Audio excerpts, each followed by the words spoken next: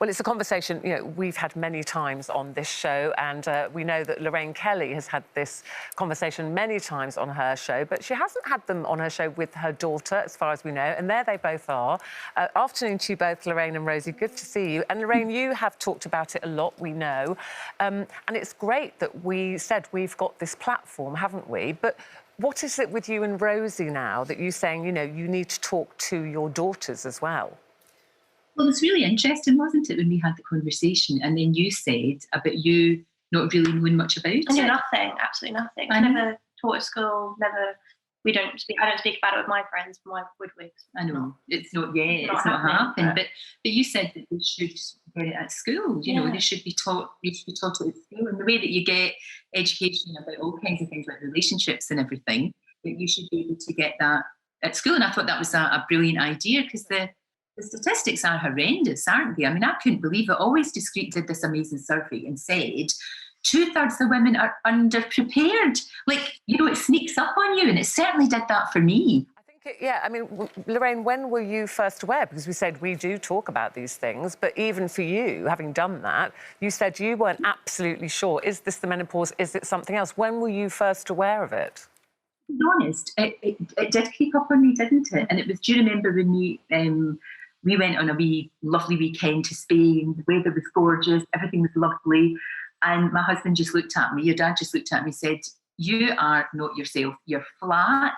I was joyless, I wasn't getting any joy out of anything, but it had kind of crept up on me. And of course, when I went back home and I went to the font of all knowledge, Dr. Hillary, who is the absolute, you go to him, everybody goes to him with their problems. And he talked me through all the symptoms. He went, "It's the menopause. Why did you not even think about that?" But even me, and I'm supposed to know, I'm supposed to know these things because we talk about them on the show. And even I didn't really know. So it just shows you that there's an awful lot of work still to be done. And when we talked about it, and I'm sure it's the same for you guys, that we got the most massive response, didn't we, from the viewers?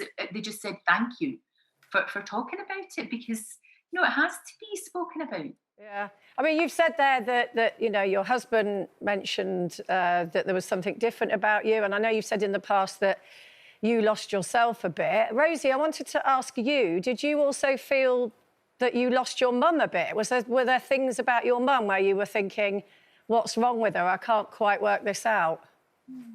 You were just very down. I was down. And quiet. Quiet, well, that, which was extraordinary, not the usual, was it? Yeah, no, I think, but like I say, it was sort of it was very gradual, it wasn't like...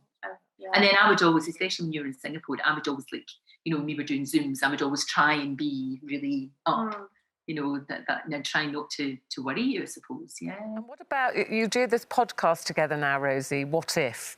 Explain to people what that What If is about. What do you discuss on there? So we just wanted to talk to tons of different people, didn't we? Yeah. And we wanted an angle to speak to tons of people. And I think everyone has those moments where you've made a decision and you've gone a different way, or you've met someone in your life and they, if you think you hadn't have met them, what would you be doing now? So we've been talking to everyone.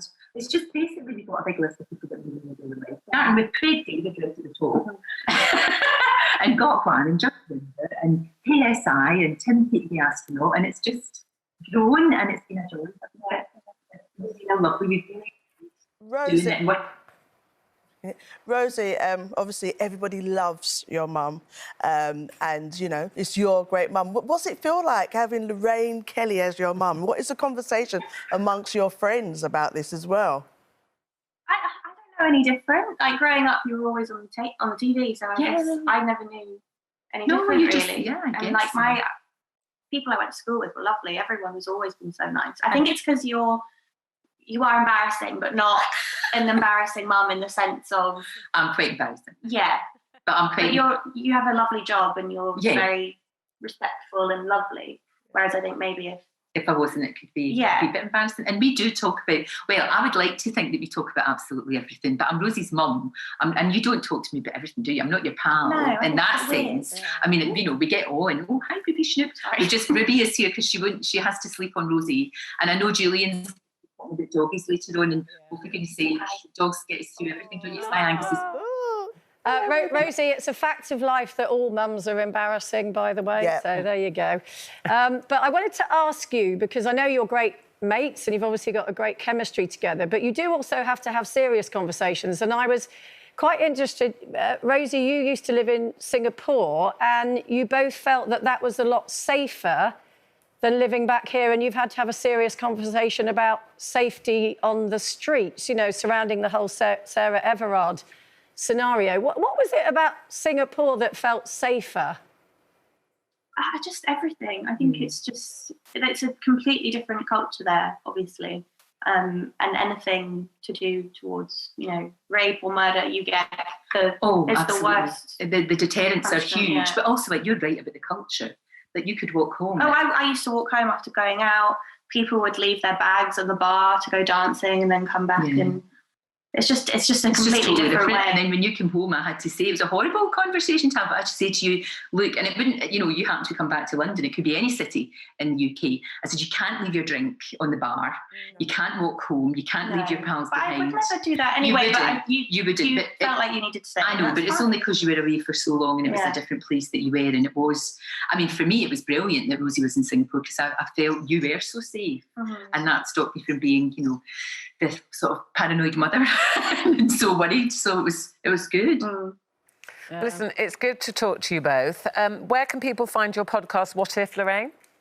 Oh, anywhere you get your podcast, anywhere you get it at all. And obviously you can download it for free and it's great fun. And Judy, you are brilliant on Strictly. Absolutely brilliant. Thank you so much. We love you. Thank you so much. Thank you. We do. We all love her. She's brilliant. Thank you both. And thank you very much, Ruby, for being so quiet. Yeah. She's gorgeous. Very good girl. Thanks, Lorraine. Bye-bye. See you, Rosie.